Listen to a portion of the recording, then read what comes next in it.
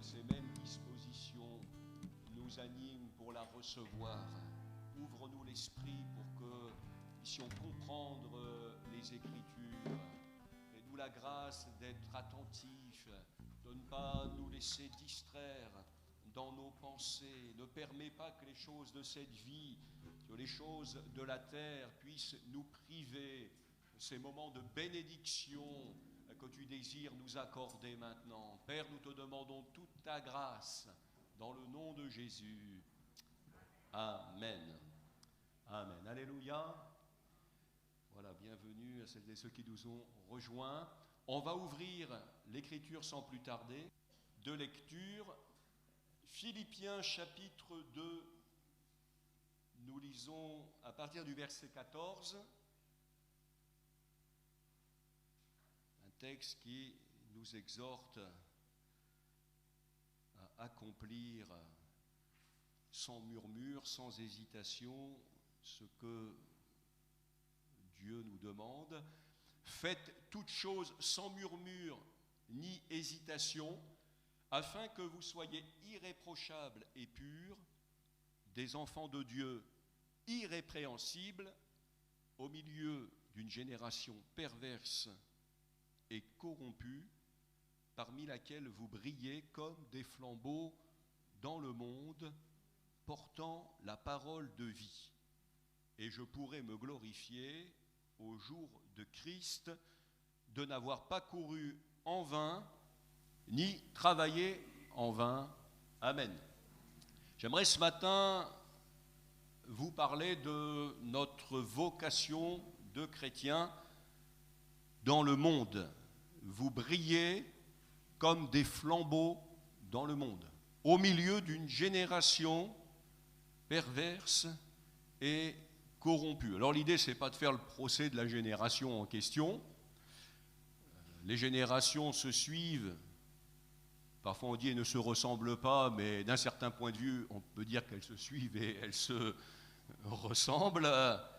Mais nous voulons être aussi de ces croyants qui, à travers les générations, restent fermes, restent des croyants établis dans la foi, zélés, motivés pour porter, comme des flambeaux dans le monde, la parole de vie. Alors j'ai donné pour titre à mon message ce matin, comment briller dans le monde.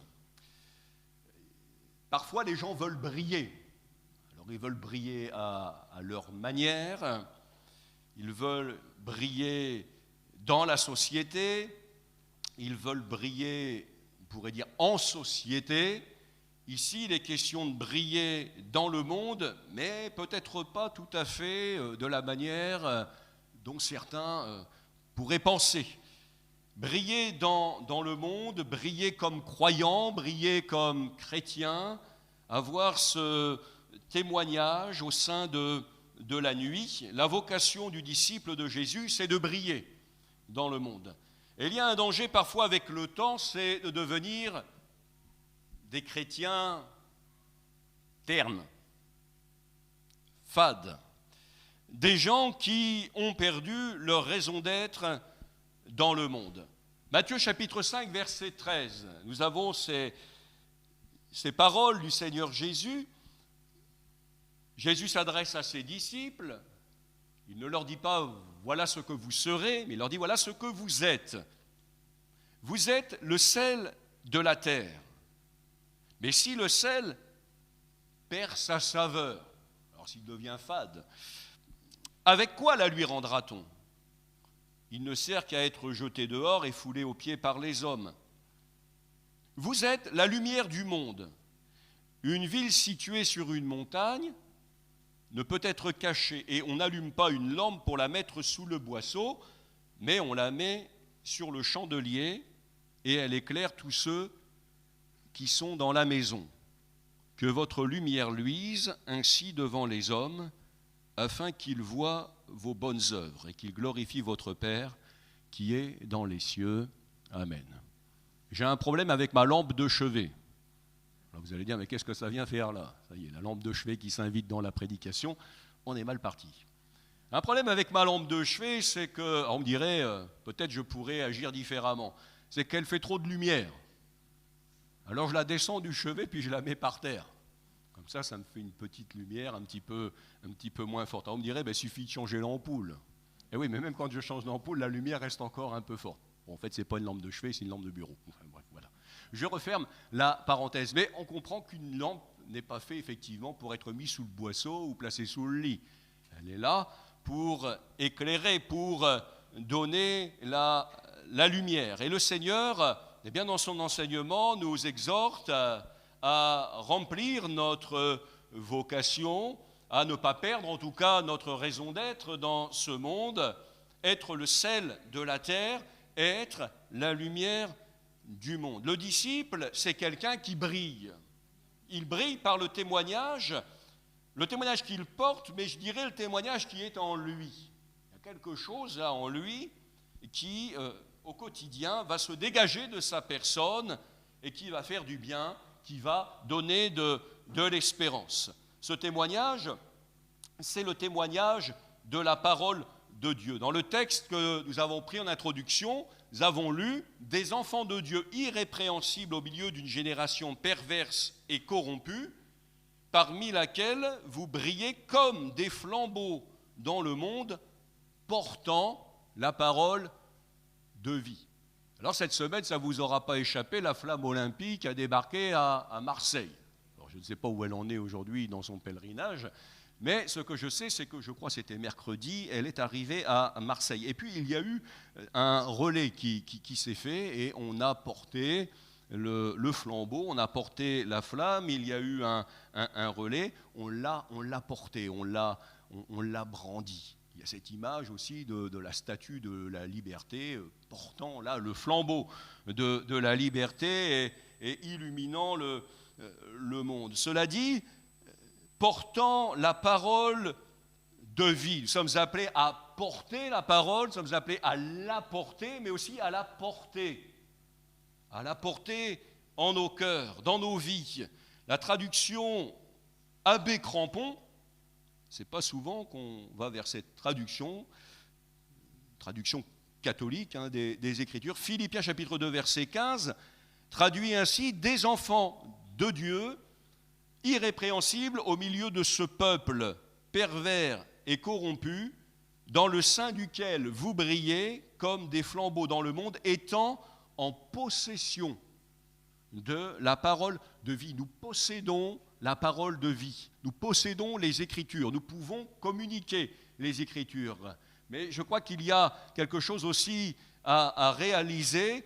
La parole de vie, nous la possédons, nous l'avons reçue. Cette parole que nous portons dans le monde, nous la portons en nous. Et pour briller, effectivement, dans le monde, eh bien, il faut, et ça c'est le préalable à tout le reste, recevoir cette parole, recevoir la parole de vie. Jean chapitre 1er, verset 1er.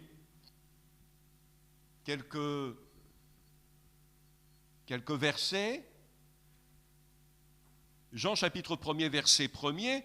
Au commencement était la parole. Là, au commencement de toutes choses. Et la parole était avec Dieu, et la parole était Dieu. Alors on comprend ici où le Saint-Esprit veut nous conduire. Il y a cette affirmation, au commencement était la parole était avec Dieu, la parole était Dieu. Elle était au commencement avec Dieu.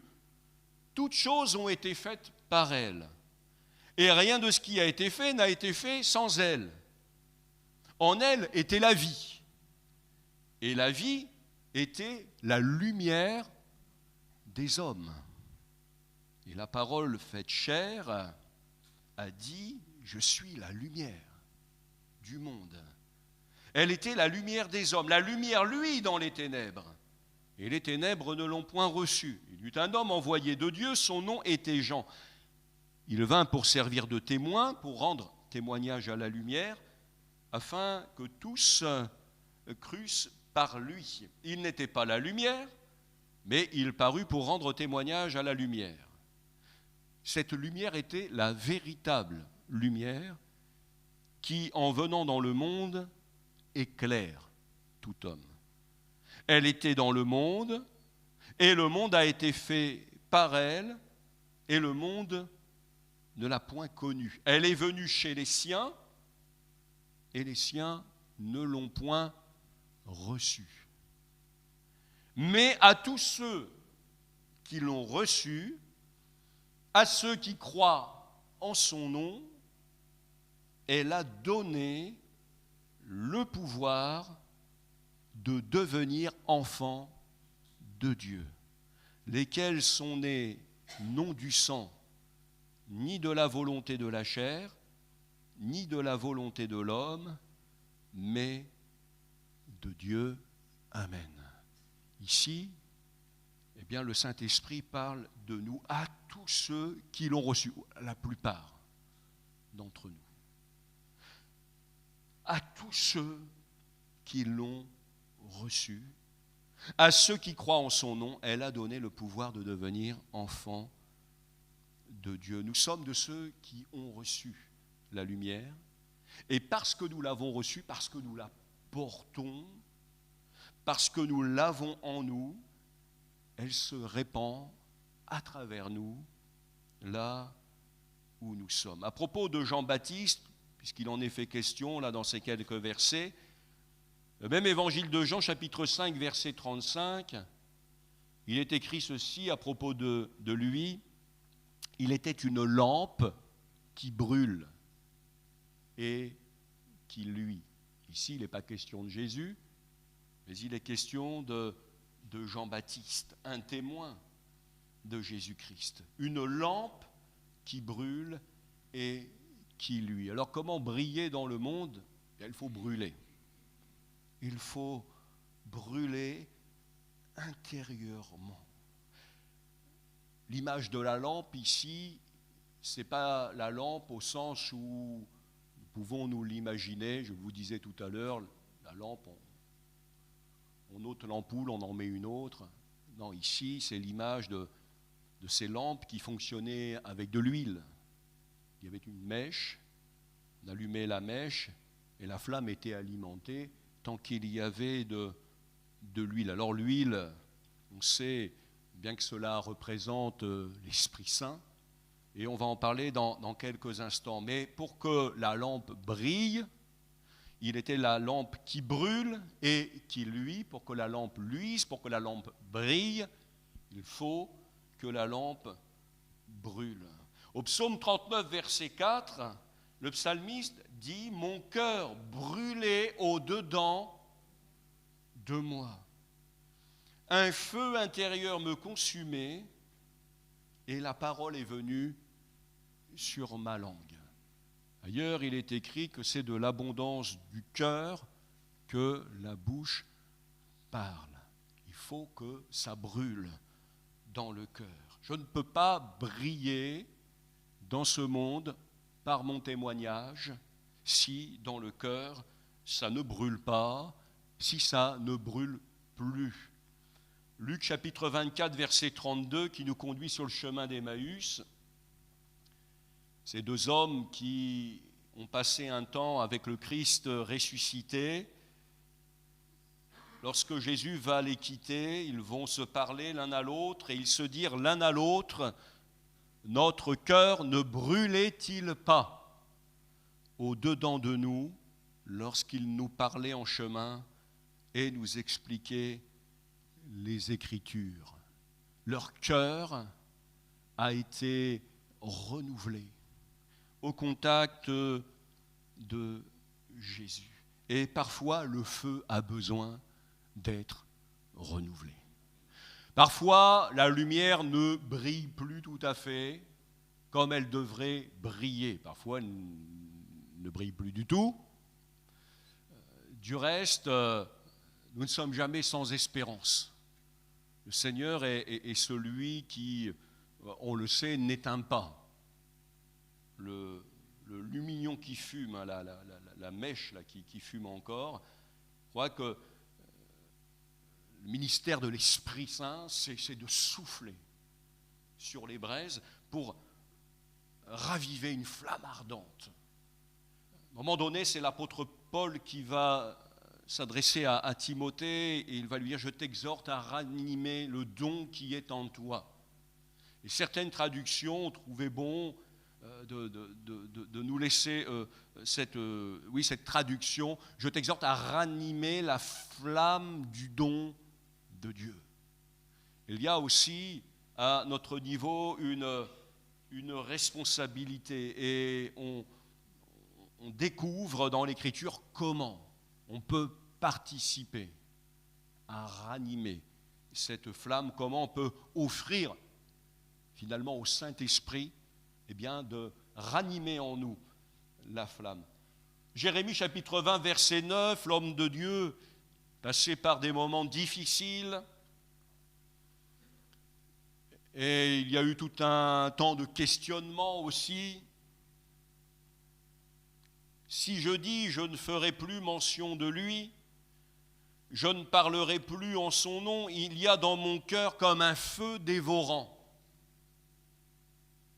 qui est renfermé dans mes os, je m'efforce de le contenir et je ne le puis. C'est quand même assez extraordinaire, cette situation que vivait Jérémie. On a le sentiment qu'à un moment donné, il aurait été sage. Je parle d'une sagesse à la manière de la sagesse des hommes, peut-être de moins en faire, de moins en dire. Après tout, quand les gens ne veulent pas, c'est un peu ça le contexte. Mais vous voyez, c'est plus fort que lui. Il y a quelque chose qui le dépasse, qui lui échappe. C'est ce feu qu'il y a en lui. Il ne peut pas faire autrement, d'une certaine manière.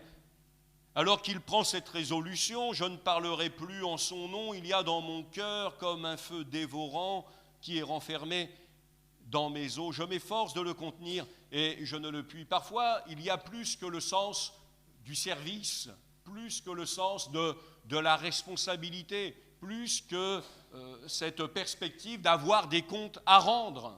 Parce qu'on sait qu'on aura à rendre compte à Dieu, bien de l'administration, de ce qu'il nous aura confié. Ici, c'est quelque chose qui est là, qui est dans le cœur, qui brûle intérieurement et qui, finalement, convainc le prophète à poursuivre inlassablement cette tâche, cette mission que Dieu lui a confiée. Il brille parce qu'il brûle intérieurement. J'ai noté encore, pour briller dans le monde, alors il faut recevoir la parole de vie, il faut brûler intérieurement, mais il me semble nécessaire évidemment de se tenir dans la présence de Dieu. Dans Exode chapitre 34, verset 29, il est écrit ceci, et l'apôtre Paul va revenir sur cet épisode dans le Nouveau Testament, dans la deuxième lettre aux Corinthiens, mais ici, dans Exode chapitre 34, verset 29, il nous est dit, alors que Moïse avait passé 40 jours sur la montagne, il venait de recevoir les commandements de Dieu. Lorsque Moïse est descendu de la montagne, après s'être tenu un long moment dans la présence de Dieu, son visage rayonnait parce qu'il avait parlé avec l'Éternel. Il y avait une forme d'illumination. Alors on n'est pas appelé à être des illuminés, mais à illuminer quelque part le quotidien de ceux que nous côtoyons. Lorsque Moïse avait passé du temps dans la présence de Dieu, lorsqu'il avait vécu de ces moments avec Dieu, alors que le peuple le voyait revenir vers lui, eh bien le peuple pouvait voir la grâce de Dieu sur sa vie. C'est dire l'intensité des moments passés avec le Seigneur et le degré d'intimité que Moïse avait avec Dieu. Savez-vous que par rapport à Moïse, nous sommes privilégiés? Moïse, dans l'Ancien Testament, avait une relation privilégiée avec Dieu. Mais pour nous, qui sommes disciples de Jésus-Christ sous la Nouvelle Alliance, eh bien, il nous est dit qu'à travers la route nouvelle et vivante en Jésus-Christ, nous avons accès auprès du Père. Nous avons un libre accès dans le sanctuaire. L'Écriture nous exhorte à nous approcher de Dieu avec confiance. Il n'y a pas de période particulière, il n'y a pas de jour, il n'y a pas de créneau horaire, il n'y a pas d'endroit, mais en tout temps, nous avons, par la foi, un libre accès dans le sanctuaire. Nous pouvons vivre des moments dans la présence de Dieu autant que nous le voulons, autant que nous le souhaitons, et j'allais dire aussi longtemps que nous le désirerons. Dieu est là, Dieu est présent, Dieu nous accueille en sa présence, mais il nous convient de rechercher, de désirer sa présence. L'Écriture, à propos de cet épisode, nous dit que si ce qui a été passager a été glorieux, ce qui est permanent est bien plus glorieux. En Jésus-Christ, 2 Corinthiens chapitre 3, verset 18, l'Écriture affirme que nous sommes transformés en la même image de gloire en gloire. L'Esprit de Dieu est celui qui nous transforme. Lorsque nous passons de ces moments bénis dans la présence du Seigneur, il y a une œuvre qui se fait. Moïse ne s'apercevait pas qu'il y avait un changement perceptible sur sa vie. De la même manière, nous ne nous en rendrons pas nécessairement compte.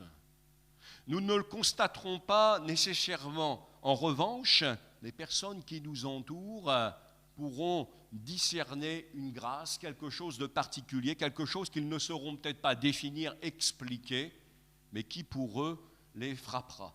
En Jésus-Christ, nous sommes transformés en la même image de gloire en gloire par l'Esprit du Seigneur. Il y a quelque chose qui émane du croyant, quelque chose qui se dégage de lui lorsqu'il se tient dans la présence de Dieu. Dans 2 Corinthiens chapitre 4, verset 6, l'apôtre Paul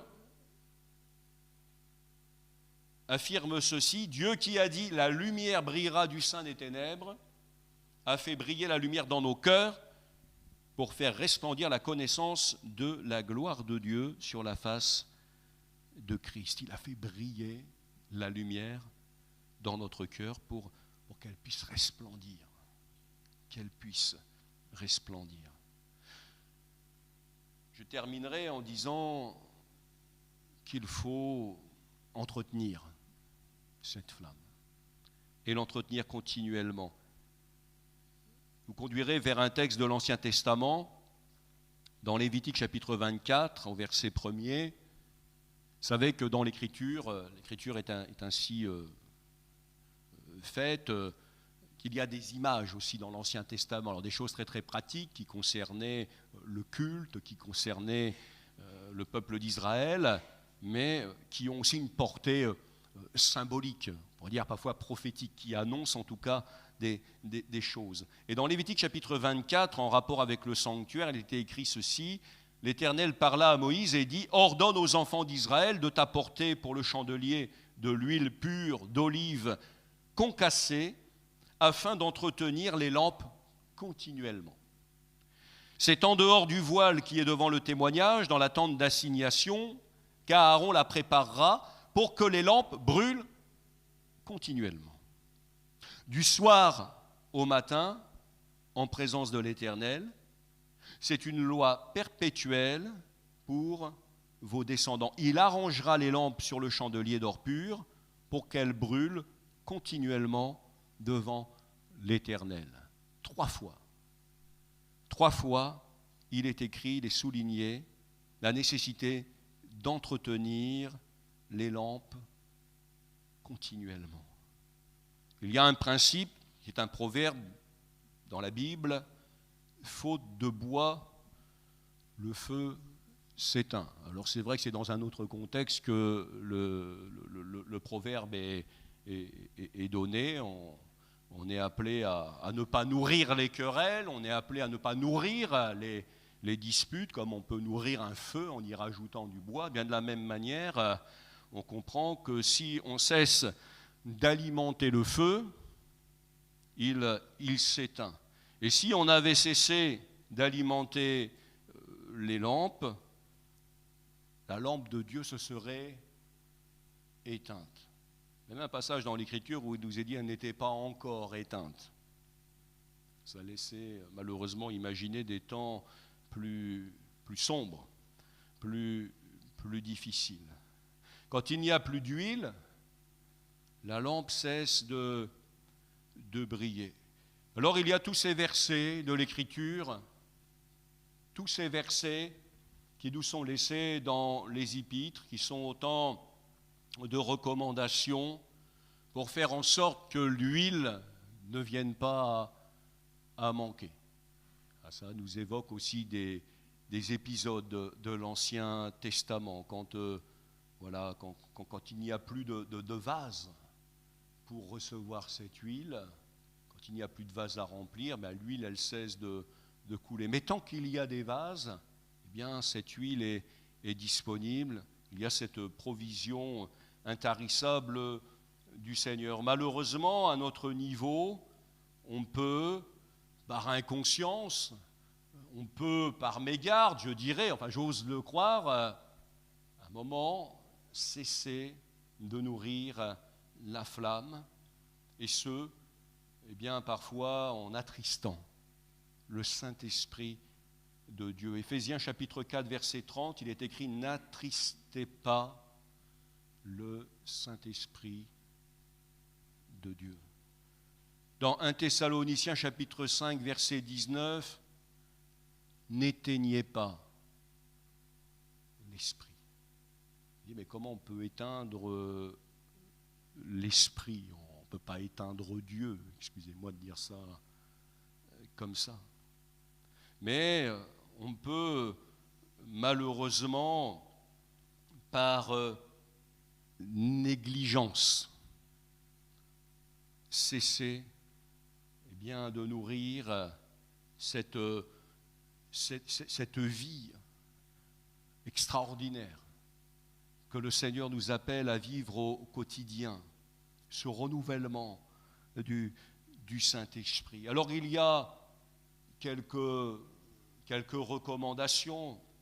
Oui, on peut, par certaines choses que nous tolérons dans nos vies, attrister le Saint-Esprit de Dieu. Et par nos négligences, on peut contribuer à éteindre l'action de l'Esprit de Dieu dans nos vies. Parfois, on parle de réveil. Et après le réveil, souvent, eh bien, il y a l'absence de réveil. C'est bien qu'à un moment donné, il y a quelque chose qui s'est éteint. Il y a un feu qui ne brûle plus. Éphésiens chapitre 5, verset 18, « Soyez au contraire remplis de l'Esprit. » Et l'Écriture nous montre comment entretenez-vous par des psaumes, par des hymnes, par des cantiques spirituels, chantant et célébrant de tout votre cœur les louanges du Seigneur. Rendez continuellement grâce pour toutes choses à Dieu le Père.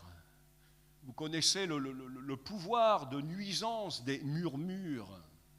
Dans l'Écriture, quand le peuple murmure, quand le peuple se plaint de son sort, quand le peuple de Dieu se lamente, et parfois, oui, par inconscience, peut-être ne mesurant plus bien la portée de ces choses, leur incidence sur le cœur de Dieu, bien, nous devenons semblables à ce peuple qui se plaint de son sort, qui se lamente, qui murmure, pardon. Mais ici, il nous est dit, entretenez-vous par des psaumes, des hymnes, des cantiques spirituels. Célébrez de tout votre cœur les louanges du Seigneur. Rendez continuellement grâce pour toutes choses à Dieu le Père, au nom de notre Seigneur Jésus-Christ. Alors ce matin, je vous invite, mes frères et sœurs, à repasser sur vos cœurs les bienfaits de Dieu. Les bontés de l'Éternel ne sont pas épuisées, ses compassions ne sont pas arrivées à leur terme. Si on disait l'Éternel m'oublie, le Seigneur m'abandonne, il y a tellement de choses comme cela parfois dans nos vies, que nous puissions faire comme Jérémie, voici ce que je repasserai sur mon cœur. Il est bon aussi parfois d'attendre en silence le secours de l'Éternel. Soyez au contraire remplis de l'Esprit. Je faisais allusion tout à l'heure à ces deux disciples sur le chemin d'Emmaüs. Jésus les interpelle. De quoi discutez-vous en chemin? De quoi vous entretenez-vous pour être ainsi tristes? Et on les sent enfermés dans leurs pensées, accaparés par leur raisonnement. Ils ont perdu leur joie, ils ont perdu l'espérance, ils n'ont plus cet enthousiasme, ce zèle. Mais là, au contact de Jésus, il va se passer quelque chose d'extraordinaire. Quelque chose qui peut se produire dans ta vie ce matin, c'est que ton cœur soit réchauffé. On va prier le Seigneur, on va demander au Seigneur sa grâce. Comment briller dans le monde? On aurait pu se poser la question, mais pourquoi briller dans le monde? Jésus dit, il faut que je fasse, tandis qu'il est jour, les œuvres de celui qui m'a envoyé. La nuit vient où personne ne peut travailler. Mes frères et sœurs, la nuit vient. Elle vient sur ce monde, et Jésus dit que vos reins soient sains, vos lampes allumées. Nous avons un rôle à jouer. Nous sommes appelés à briller comme des flambeaux dans le monde, portant la parole de vie. Seigneur, étends ta grâce ce matin. Seigneur, fais du bien, visite les cœurs. On a besoin de ton secours. On a besoin, Seigneur, de ce feu. C'est lui qui nous presse intérieurement. Seigneur, les bonnes intentions ne suffisent pas. Les bonnes résolutions ne suffisent pas. On a besoin, Seigneur, que tu réchauffes. Seigneur, pour que le zèle soit un zèle brûlant. Seigneur, des cœurs ardents, des vies transformées qui vont pouvoir porter la parole de vie avec efficacité. Seigneur, ce matin, sommes tous devant toi et notre désir, c'est que tu agisses pour ta gloire. Pardonne-nous, Seigneur, nos folies. Pardonne-nous d'avoir parfois attristé le Saint-Esprit, d'avoir été négligents. Seigneur, viens à notre secours, mais ne nous laisse pas, Seigneur, ne nous laisse pas dans la sécheresse spirituelle, ne nous laisse pas dans la dureté, Seigneur, dans l'apathie. Seigneur, viens renouveler en nous la soif, l'appétit, le désir d'aller, Seigneur, et de porter du fruit pour ta gloire. Père, c'est dans le nom de Jésus que nous te prions. Amen. Amen. Merci, Seigneur. Quelques voix peuvent s'élever. Je vais demander au groupe de louanges s'il veut bien me rejoindre. Dans quelques instants, nous continuerons de louer le Seigneur, nous partagerons le repas du Seigneur. Et si quelqu'un voulait ce matin élever sa voix, si quelqu'un voulait offrir peut-être d'une manière toute particulière sa reconnaissance à Dieu, comprenant bien qu'il y a ici une voie qui nous est proposée, celle des actions de grâce, quelqu'un qui peut-être depuis longtemps n'a pas élevé sa voix, n'en a plus le désir, on n'a plus la volonté qu'il puisse bien se laisser interpeller et prendre à nouveau ce chemin de la communion avec Dieu. Alléluia, on peut rester quelques instants comme cela recueillis, mais ce matin, prends la victoire, reprends ta marche avec le Seigneur. Alléluia.